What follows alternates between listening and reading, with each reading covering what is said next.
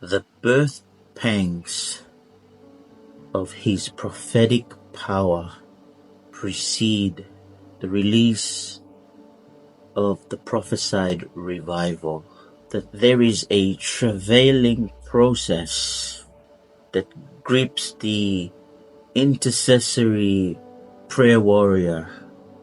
But that intercessory prayer warrior must be a preaching warrior or a praying preacher. That before a minister can minister in the power of God, before a preacher can carry the power of God to the people, they must first be clothed with that power in their prayer. And that your prayer life must not just be about praying momentarily, but praying with the intent to see results, yes, but praying where the Spirit is moving. Hallelujah. The prophetic praying which occurs, or the birth pangs of the prophetic, usher in the anticipated move, the prophesied move, because it's the prophetic that heralds the move, that welcomes the move. It becomes the usher for the move.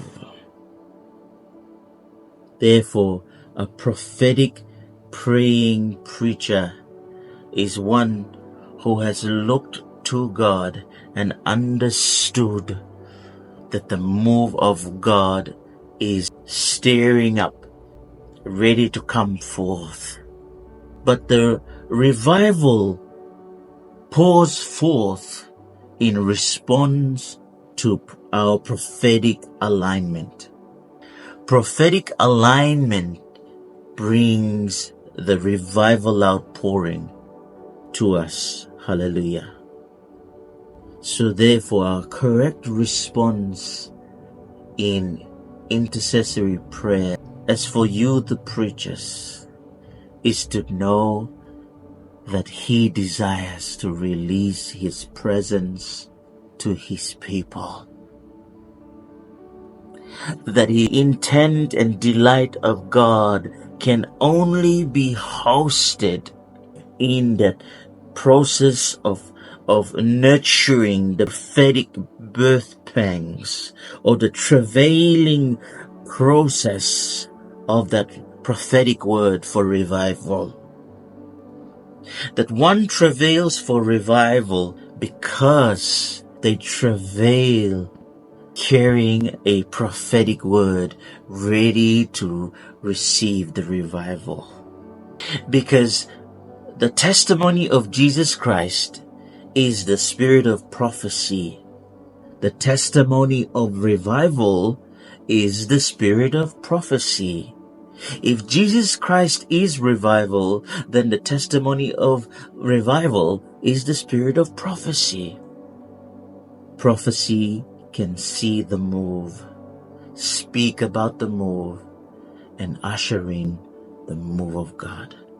You need prophetic voices, not just those who are inclined to prophesy, but those who are carrying a word that has been conceived in them, a word concerning the move of God, which has been conceived in them and must be released so that it can cause a travailing prayer. It can cause a type of unceasing intercessory prayer that is positioned and postured to receive the move of God.